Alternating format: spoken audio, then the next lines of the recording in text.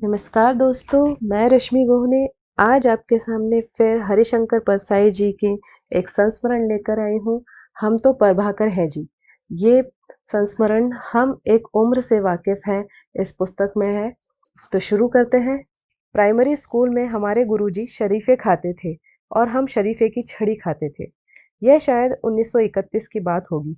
होशंगाबाद जिले में हरदा तहसील में एक बड़ा गांव था, रहट गांव। अब अखबार में पढ़ता हूँ कि वहाँ लॉयंस क्लब भी है। छोटा शहर हो गया है। इस बड़े गांव में पिताजी बस गए थे। यहाँ हिंदी की 7वीं कक्षा तक का स्कूल था। प्रधानाध्यापक हमारे रिश्तेदार थे, वे परसाई ही थे। मैं इस स्कूल में दाखिल हुआ। हमारे स्कूल से लगा हुआ शरीफे का बगीचा था, जंगल ही था। हमारे गुरुजी शरीफा खाने के बड़े शौकीन थे। वे किन्हीं 2 लड़कों से कह देते, जाओ झोले में शरीफे तोड़कर ले आओ, अच्छे लाना जिनकी आंखें खुल गई हों, और 3-4 अच्छी डालियां भी तोड़ लाना। मुझे यह काम ज्यादा मिलता था क्योंकि मैं ऊंचा और तगड़ा था। यो शरीफे के पेड़ इतने नीचे थे, लगभग जमीन से लगे थे। हम शरीफे लाते, उसमें से जो 24 घंटों में पकने वाले होते उन्हें गुरुजी अलमारी में रख देते और पहले के रखे पके हुए 2-3 निकालकर टेबल पर रख लेते। घर ले जाने के लिए शरीफे झोले में रख लेते। वे अलमारी से चाकू भी निकालते। वे शरीफे खाते हुए एक पवित्र अनुष्ठान करते। चाकू से उन डालियों की बड़ी कलात्मक तन्मयता से गांठें निकालकर उन्हें छीलकर सुंदर छड़ियां बनाते, बड़ी धार्मिक तल्लीनता से। इधर हमारे प्राण कांपते। उनकी यह कलाकृति हमारी हथेलियों के लिए थी। शरीफा खाकर तृप्त होकर सुखी मनस्थिति में वे छड़ी उठाते, मुझे या किसी दूसरे लड़के को बुलाकर कहते, क्यों बे, ये 2 शरीफे बिल्कुल कच्चे क्यों ले आया? तुझे पहचान नहीं है? हाथ खोल। मैं या वह हाथ खोलता और दोनों हथेलियों पर एक एक छड़ी सटाक सटाक पड़ती। हम दोनों हाथों को हिलाते और कांखों में दबा लेते। हमारे गुरुजी शरीफा खाते थे और हम शरीफे की छड़ी खाते थे। गुरुजी दिन भर किसी भी कारण से हम लोगों को छड़ी मारते थे। पढ़ाई की भूल पर तो मारते ही थे, पर वे आविष्कारक थे। नए नए कारण मारने के खोजते थे। किसी से कहते, क्यों बे, कान में उंगली डालकर क्यों खुजा रहा है? कान साफ नहीं है? इधर आ, हाथ खोल। इसके बाद सटाक अपनी माँ से कहना कि रात को कान में गरम तेल डाल दे और सवेरे जब मैल फूल जाए तो निकाल दे। लगभग सब अध्यापक पीटते थे बच्चों को, कोई कम कोई अधिक। इसमें शक नहीं कि अपवाद भी होते थे। ऐसे अध्यापक मुझे आगे मिडिल स्कूल में मिले, मगर 100 में से 80 अध्यापक पीटते थे। सोचता हूँ मेरे वे गुरुजी तथा दूसरे अध्यापक हम बच्चों को क्यों पीटते थे। एक कारण तो यह हो सकता है कि वह सैडिज्म पर पीड़न प्रमोद मानसिक रोग के मरीज हों, पर इतनी बड़ी संख्या में पूरा का पूरा वर्ग सैडिस्ट नहीं हो सकता। एक कारण यह कि पढ़ाते नहीं हैं या बहुत कम पढ़ाते हैं। अचरज यह है कि बिना क्रोध या तनाव के या नफरत के सामान्य संतुलित मन से पीटते थे। मैं समझता हूँ तब आधी शताब्दी पहले ये पिटाई को पढ़ाई का एक जरूरी भाग मानते थे। तब कहावत प्रचलित थी, spare the rod and spoil the child. बच्चों को पीटना ये अध्यापक अच्छी शिक्षा का तकाजा मानते थे। इंग्लैंड के पुराने ग्रामर स्कूलों से यह सिद्धांत वाक्य भारत आया था। पीटते अभी भी हैं, पर बहुत कम। अब छात्रों को पीटने के खिलाफ कानून भी बन गया है। सोचता हूँ हम सुसंस्कृत होने का गर्व करने वाले लोग बच्चों के प्रति इतने क्रूर हैं, बहुत निर्दयी हैं, स्कूल में भी और घर में भी। हमारे घरों में देखिए, बच्चे के हर प्रश्न, हर समस्या का, हर एक छोटी हरकत का एक ही इलाज है, तमाचा जड़ दो, कान खींच दो, घूंसा मार दो। बच्चा कुछ मांग रहा है, उसकी कुछ समस्या है, वह जिद कर रहा है, वह पढ़ने में लापरवाही कर रहा है, उसके हाथ से कोई चीज गिर गई, तो एक ही हल है, उसे पीट दो। बच्चे को समझेंगे नहीं, उसे समझाएंगे नहीं। समस्या कुल यह है कि वह या तो बोल रहा है या रो रहा है। कुल सवाल उसे चुप करा के उससे बरी हो जाने का है। 1-2 तमाचे जड़ देने से यह काम हो जाता है। रोते हुए बच्चे को धमकाते हैं, अरे चुप हो, चुप, और चांटा जड़ दिया। चांटा तो रुलाने के लिए होता है, रोना रोकने के लिए नहीं। मगर वह बच्चा चुप तो डर के कारण हो जाता है, पर रोता और ज़्यादा है। वह बुरी तरह सिसकता है। माँ-बाप को सिसकने पर कोई एतराज़ नहीं।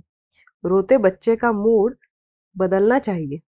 उसकी दिलचस्पी के विषय की तरफ उसका मन मोड़ देना चाहिए। मेरे भांजे का लड़का है, सोनू। क्रिकेट का शौकीन है, चित्रकला का भी। निजी मकान की अपेक्षा किराए के मकान में बागीचा ज़्यादा अच्छा लगता है। बच्चा फूलों का शौकीन है। मेरी मेज़ पर फूल लाकर रख देता है और तारीफ का इंतज़ार करता है। टेलीविज़न पर क्रिकेट देखता है। उसके प्रिय खिलाड़ी हैं। जब वह रोता है, तो मैं कहता हूँ, अरे सोनू गुरु, इस मैच में तो भारत हार ही जाएगा। रवि शास्त्री 23 पर आउट हो गया। वह फौरन रोना बंद करके कहता है, क्या बात करते हो मामा जी, अभी तो अजहर को खेलना है। चौवे पर चौवे मारता है अजहर। वह सुनील गावस्कर, चेतन शर्मा वगैरह की बात करता है। खुश हो जाता है। कभी मैं कह देता हूँ, तुम्हारा बगीचा सूख गया सोनू, आज तो टेबल पर फूल ही नहीं है। वह रोना बंद करके कहता है, अरे मेरा बगीचा कभी नहीं सूख सकता। क्या बात करते हो, अभी फूल लाता हूँ। वह उत्साह से फूल लाता है और टेबल पर बड़ी खुशी से सजाता है। हमारे लोग एक तो बाल मनोविज्ञान नहीं समझते, फिर परेशान रहते हैं, काम में रहते हैं। वे एक दो चांटे मारकर इस समस्या का फौरन हल कर देना चाहते हैं। पर बच्चे का भीतर कितना हिस्सा मरता है, उसके विकास पर बुरा असर पड़ता है। उसे सजा की आदत पड़ती है। वह बड़ा होकर नौकरी करता है तो गैर जिम्मेदारी से काम करता है और डांट या दूसरी सजा के बिना काम नहीं करता। मैं खुद 12 साल अध्यापक रहा। याद करता हूँ तो मैंने भी कभी कभी लड़कों को पीटा था, पर बहुत कम। एक घटना को मैं अब भी याद करता हूँ तो बड़ी पीड़ा होती है। मैं मॉडल हाई स्कूल में 6वीं कक्षा में पढ़ाता था। एक चपरासी का लड़का था। वह लगातार 4 दिन नहीं आया। छुट्टी का आवेदन भी नहीं था। उसने फी भी नहीं चुकाई थी। 5वें दिन वह आया और बहुत उदास अपनी जगह पर बैठ गया। मैं उसके पास गया और बोला, अरे 4 दिन तुम क्यों नहीं आए? फीस भी नहीं पटाई, नाम कट जाएगा। बोल, कहाँ गायब हो गया था? वह सिर नीचा किए खड़ा रहा। मैंने 3 बार उससे पूछा। वह वैसा ही खड़ा रहा। मुझे गुस्सा आ गया।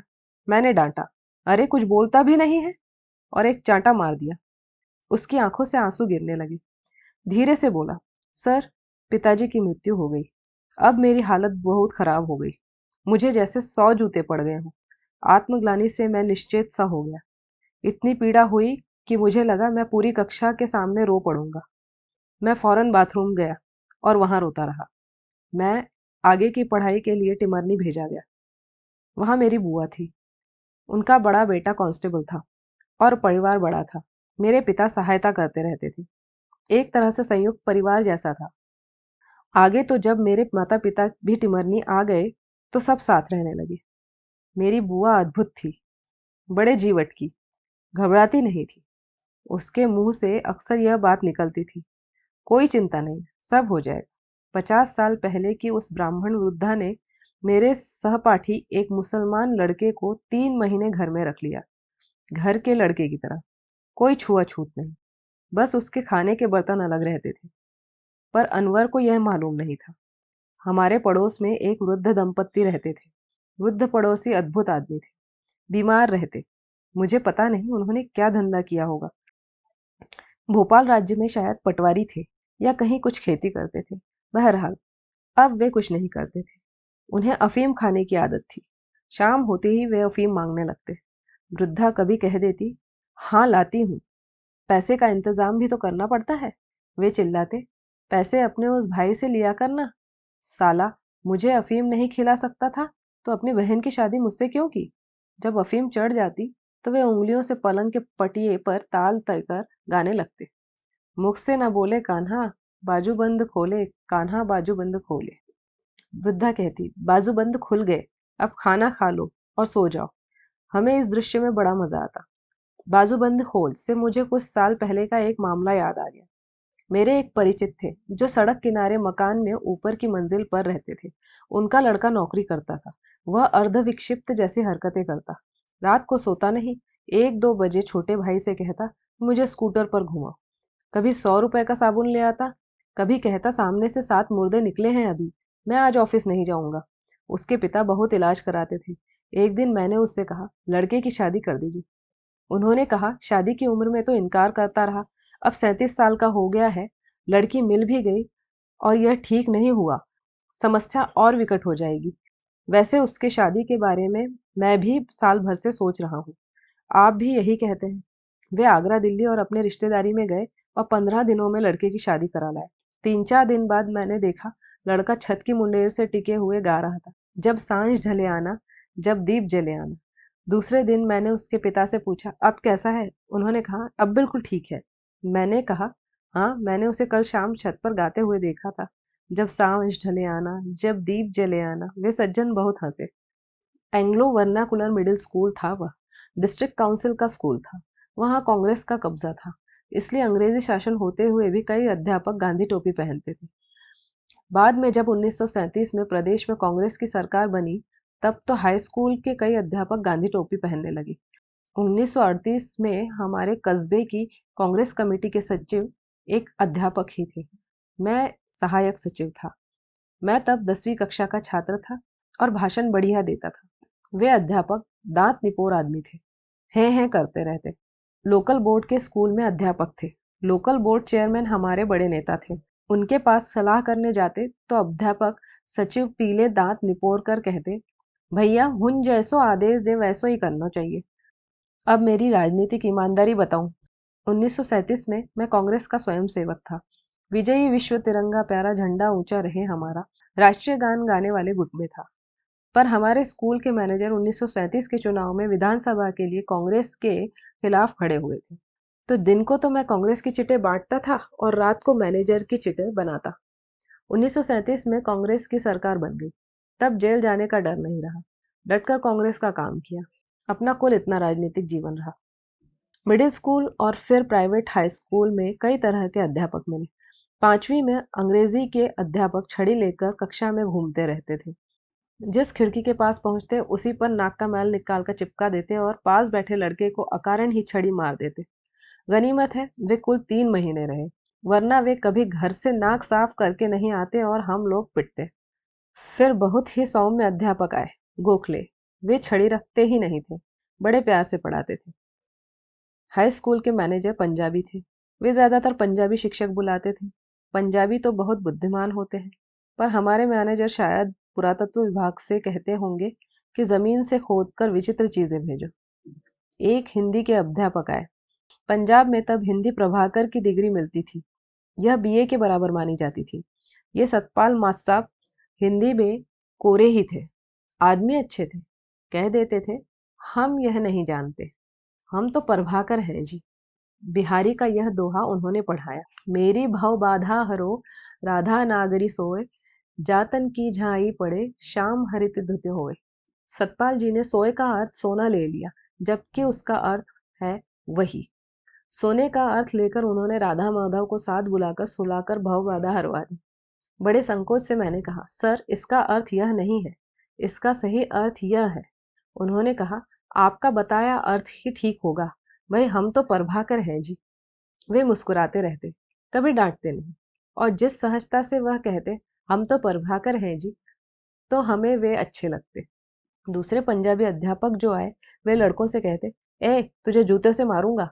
बीच में छुट्टी में वे किसी भी लड़के से कह देते, जा गिलास में पानी भरकर ले जा, और बाहर नींबू बिक रहे हैं तो एक नींबू पानी में निचोड़ कर ला। हमारे गणित के अध्यापक को कुछ नहीं आता था। वे हमें सवाल करने को किताब में से दे देते। हमसे नहीं बनता तो जब वे पास से निकलते तो हमें कहते, सर यह सवाल नहीं बनता, बता दीजिए।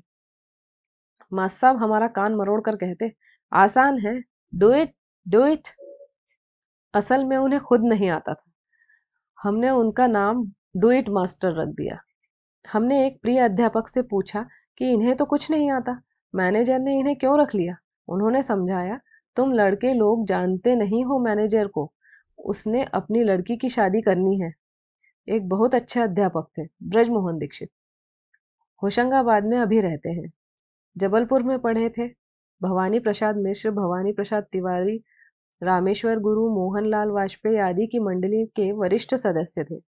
मन्ना भैया कहलाते थे। इसी मंडली में मैं आगे चलकर शामिल हुआ। पर 1939 में तो वे हमारे अत्यंत आदरणीय व प्रिय अध्यापक थे। वे नाटक कराते थे। खुद बढ़िया रोल करते थे। उस साल की रामलीला से तो उनका जय जयकार हो गया। वे बहुत भावुक और प्रभावशाली वक्ता थे। कस्बे में उनकी बहुत इज्जत थी। पर दीक्षित साहब ने एक चमत्कारी काम किया। हमारे हेडमास्टर कन्या विद्यालय की प्रधान अध्यापिका से इश्क फरमा रहे थे। वह हमारे ही मोहल्ले में रहती थी। उससे थोड़ा आगे दीक्षित साहब रहते थे। एक रात हेडमास्टर साहब ने रमन हेतु नायिका के सदन में प्रवेश किया तो मोहल्ले के लोग इकट्ठा हो गए। काफी संख्या में क्रोधित मोहल्ले वाले चिल्ला रहे थे, अरे बाहर निकल साले बच्चन हेडमास्टर, मोहल्ले को क्या चकला घर समझ रखा है। यह पक्का था कि साहब बहुत बुरी तरह पिट जाते। तभी पोस्टमास्टर मेहता ने कहा, अगर इन साहब को कोई बचा सकता है तो दीक्षित मास्टर साहब, उन्हें बुलाओ। दीक्षित मास्टर साहब आए। ऐसी मार्मिक अपील उन्होंने इतनी भावुकता से की कि लोग वहां से चले गए। तब दीक्षित जी ने हेडमास्टर को बाहर निकाला और तांगे पर बिठाकर घर पहुंचा आए। दूसरे दिन साहब स्कूल नहीं आए। बहुत बदनामी हो गई थी और मैनेजर ने उन्हें सस्पेंड कर दिया था। वहां से चले जाना पक्का ही था। एक दिन तो वे घर में ही छिपे रहे। लेकिन वहां रहे हेडमास्टर साहब, साहस या बेशर्मी की हद कर दी। स्कूल के पास पान का ठेला लिए एक आदमी बैठता था। वह लोगों के बैठने और गपशप करने की जगह थी। मैंने देखा, लुंगी पहने हेड मास्टर साहब मजे से चले आ रहे हैं। उस घटना की कोई शर्म चेहरे पर नहीं। वे पान वाले के पास बैठ गए और बोले, खिला यार एक डबल पान बढ़िया। उन्हें देखने के लिए आसपास बहुत लोग जमा हो गए। पर वाह रे हेडमास्टर, वे लोगों से मजाक करते रहे। ऐसे तो हमारे हेडमास्टर हुए जिनसे सुसंस्कार लिए।